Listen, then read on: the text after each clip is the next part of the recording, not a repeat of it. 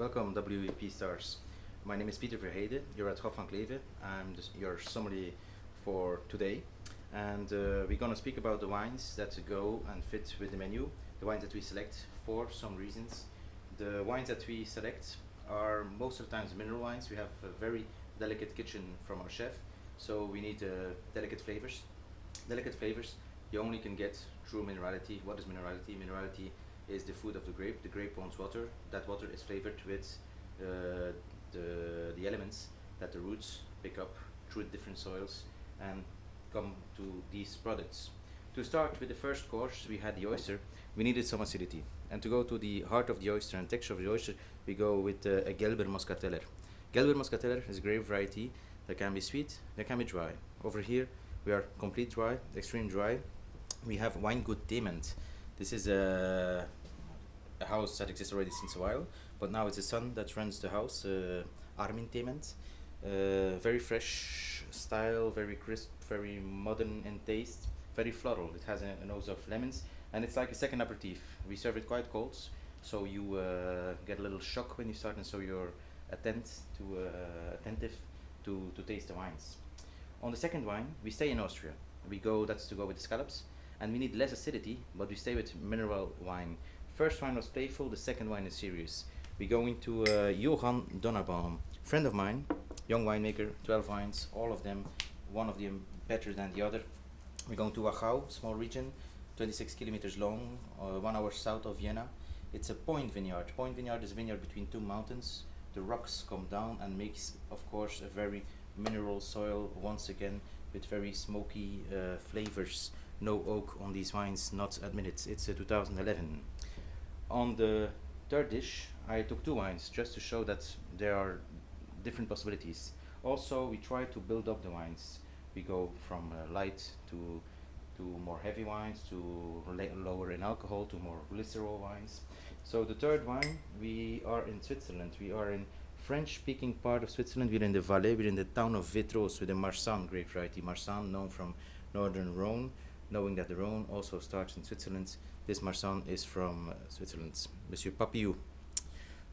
Same style in glycerol, which means a little bit higher alcohol, and which coats very much your palate, is a Verdicchio grape variety. Verdicchio from Sartarelli.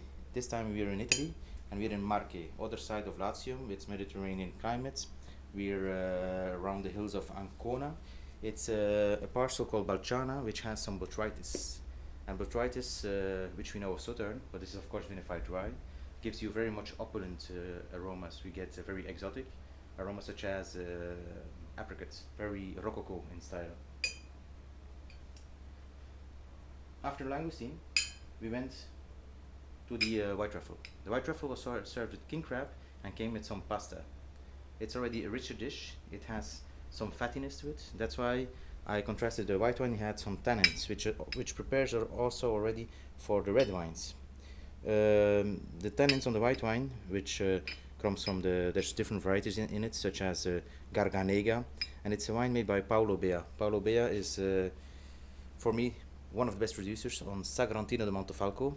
This is his white wine, very rich in style, very honey. After this, it's difficult to go to some other white wines. That's why it was the last white wine before going to the hare. The local hare, which is presented in different preparations. We have the civet, and civet is a kind of stew which is rich. That's why you need a little bit of tannins. And the contrefilet filet is a very soft cell of meat, so we need some acidity. So that's why we have the two worlds of wine. I always call it the boy and the girl. To go with the fillet, we go to Roagna. Luca Roagna, father and son, one of the best kept secrets from Piemonte. They're located in Barbaresco, just built a chai also in Barolo. They're specialized in old vines Nebbiolo.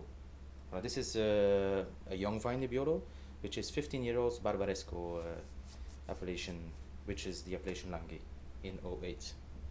This is to fit with the fillet and contrefilet. With this stew, we go to a gentleman farmer, which is the Bandol. Bandol, dominance of Mourvèdre, has quite some tannins on the sides, and due to the freshness, we have a lower alcohol degree, very digest in style. Afterwards, we went to some cheese. a region which I'm very fond of is Jura, because it's a very authentic region. It's a wine. The wine doesn't adapt to you. You have to adapt to the wine. It's a beautiful region. Over here we have a Savagnin grape variety, which has stayed for 6 years in barrel, not topped.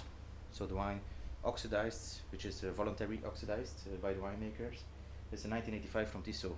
So it's very sherryish in aromas. We have hazelnuts, high volatile acidity, but it's a delicious wine with an incredible length. And on the dessert, with the Mandarin, we went to an old appellation, Montbazillac. Montbazillac at a certain point of time was as well known as Sauternes, but due to its popularity, it was abused and the quality went down.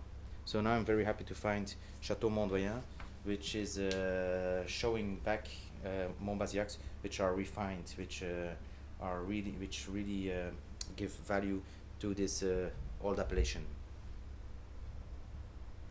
To finish with the apple dessert, I just poured something digest to have something fresh to wake us up, and it was an Old Goose, which is a Belgian beer. It's a patented beer, one of the only beers that are patented, such as a Trappist, and it was a brewing year 2006-2007, which is a mellow sour beer from Bonn. So thank you very much for tasting all these wines, and see you soon at Hof van Cleve